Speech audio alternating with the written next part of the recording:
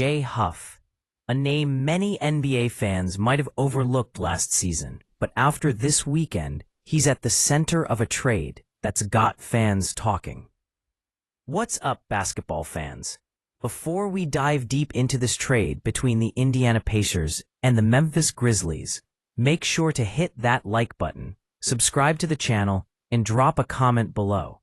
Do you think the Pacers made a sneaky good move? Or was this just roster fluff? Let us know.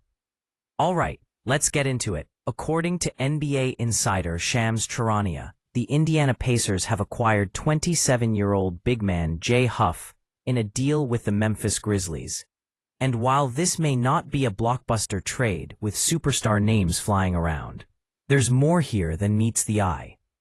Huff might not have made daily highlight reels, but his numbers tell a very different story. Standing at 7 feet tall, Huff gave the Grizzlies exactly what they needed when their roster was decimated by injuries.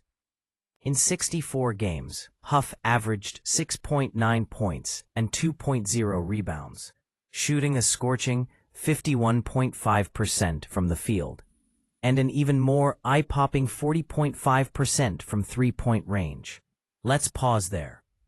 A 7-footer shooting over 40% from deep? That's not just rare, it's gold in today's NBA. And it's exactly the type of player a team like the Indiana Pacers can quietly integrate into their already exciting system. The Pacers, coming off a strong playoff push and a breakout season from Tyrese Haliburton, are clearly looking to double down on versatility and floor spacing. Adding Huff gives them a big who can stretch the floor, contribute in second units, and even close out small ball lineups when needed. Indiana already has a solid core with Haliburton, Benedict Mathurin, and Jarace Walker developing fast. They also added Nikola Topic through the draft. Now with Huff in the fold, they're clearly building depth with a modern edge. On the flip side, this move opens up some breathing room in Memphis. The Grizzlies had a cluttered front court rotation after the return of Jaren Jackson Jr., the development of G.G. Jackson, and the anticipated comeback of Brandon Clark.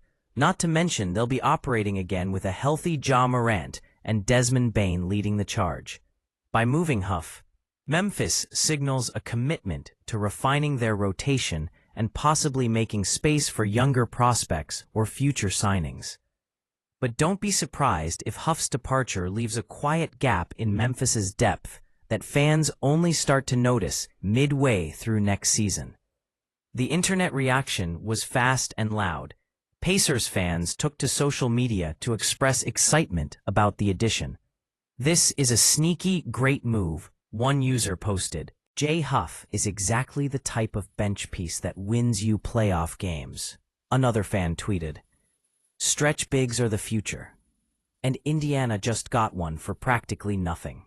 On the Grizzlies side, the responses were mixed. Some fans expressed frustration at losing a versatile contributor. "Why trade a guy who fits the modern NBA so well?" one Memphis fan commented. But others saw the trade as a necessary cap and rotation decision. "We've got too many front court mouths to feed. Huff deserves more minutes than we could give," said another. The reactions weren't limited to just fans either. NBA analysts were quick to praise the move for Indiana. ESPN's Bobby Marks called it a value move that helps the Pacers both short and long term, highlighting Huff's efficiency and floor spacing. Bleacher Report's Andy Bailey noted that Huff's metrics actually placed him in the top tier of shooting big men in limited minutes. It's a classic low-risk, high-upside move, something smart front offices quietly make in the summer. And Pacers GM Chad Buchanan may have just pulled off one of the stealthiest pickups of the offseason. Now let's talk fit.